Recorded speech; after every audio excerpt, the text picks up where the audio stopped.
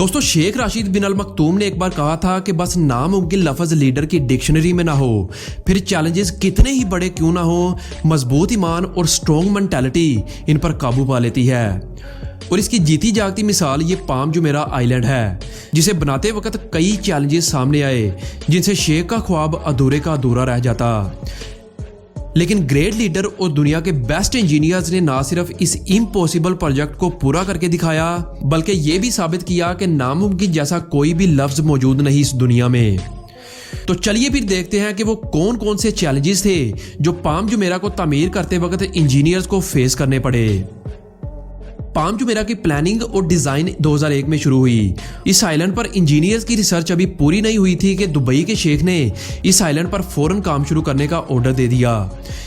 जहां इस तरह के प्रोजेक्ट को बनाने में 10 से 15 साल का वक्त लगता है, तो वहीं दुबई के शेख ने इंजीनियर्स को सिर्फ 5 साल का टाइम दिया। इस प्रोजेक्ट को दुबई में मौजूद real estate developers Nakheel properties handle कर रही थी। इस आइलैंड को बनाने के लिए एडवांस्ड इंजीनियरिंग टेक्निक्स और दुनिया के बेहतरीन इंजीनियर्स की जरूरत थी, ताकि पाम जुमेरा अरेबियन गल्फ के सख्त हालात का आसानी से मुकाबला कर सके।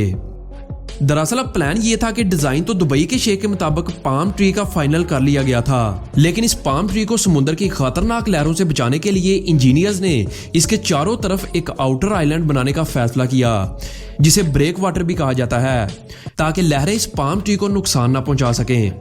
इस ब्रेक वाटर वॉल को बनाने के लिए इंजीनियर्स को 5.5 मिलियन क्यूबिक मीटर मोटे मोटे पत्थरों की जरूरत थी। इसका अंदाजा आप यहां से लगा सकते हैं कि इतने पत्थरों से 2 इजिप्टियन पिरामिड्स बनाए जा सकते थे।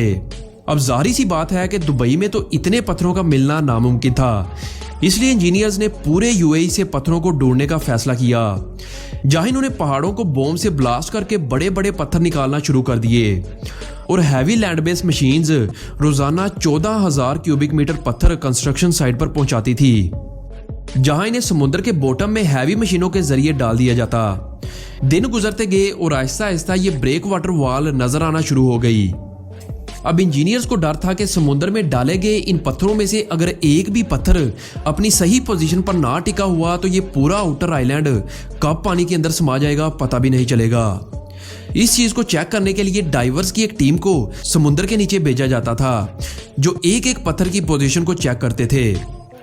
इसी तरह काम चलता रहा और पाम जुमेरा की 5 साल की डेडलाइन में से 6 महीने गुजर चुके थे, और इन 6 महीनों में इंजीनियर्स ने सिर्फ 5 किलोमीटर लंबी ब्रेक वाटर वॉल बनाई थी और अभी भी ये 6 किलोमीटर और बाकी थी।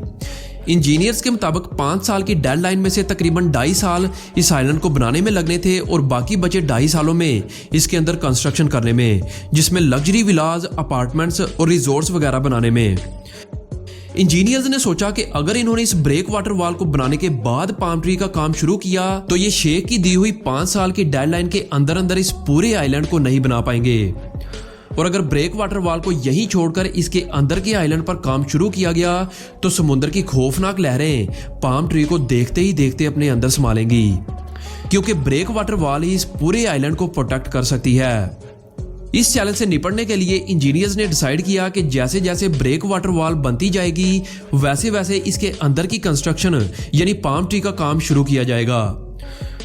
प्रॉब्लम्स यही खत्म नहीं हुई।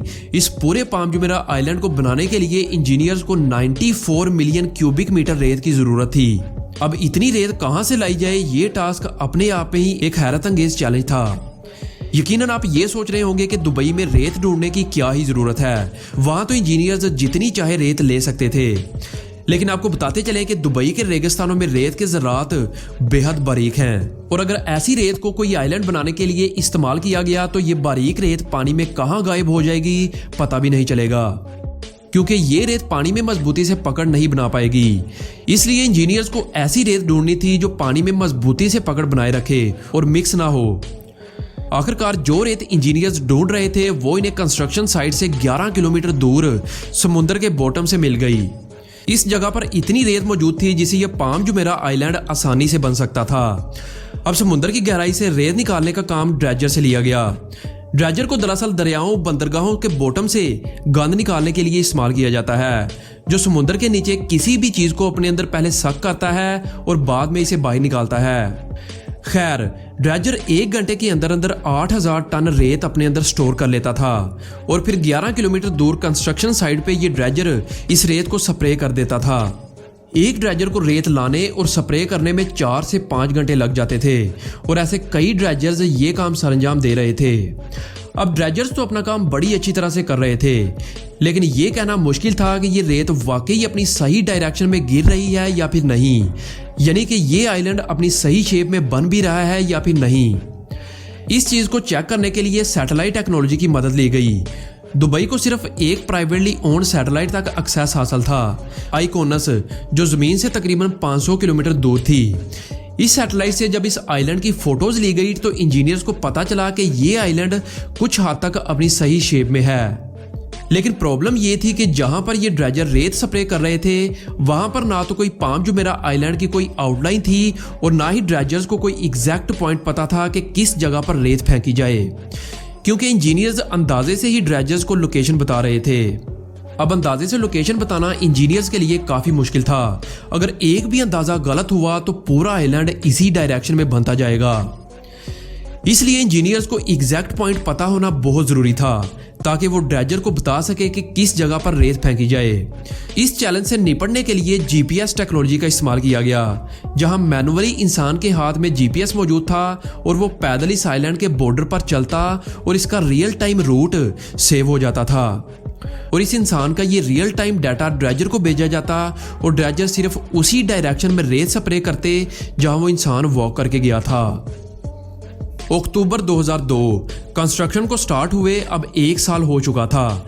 ब्रेक वाटर वॉल आधी से ज्यादा बन चुकी थी और अंदर पाम ट्री की 16 शाखों में से 9 शाखें बन चुकी थी, यानी कि आप कह सकते हैं कि तकरीबन आधा आइलैंड सतह समुद्र से ऊपर आ चुका था। लेकिन इसी दौरान इंजीनियर्स के सामने एक ऐसी प्रॉब्लम आई जो इस पूरे प्रोजेक्ट को खतरे में डाल सकती थी। दरअसल हुआ कुछ यूं कि आइलैंड के अंदर पानी का बहाव ना होने के बराबर था, जिससे इसके अंदर पहले से मौजूद पानी गंदा होता जा रहा था।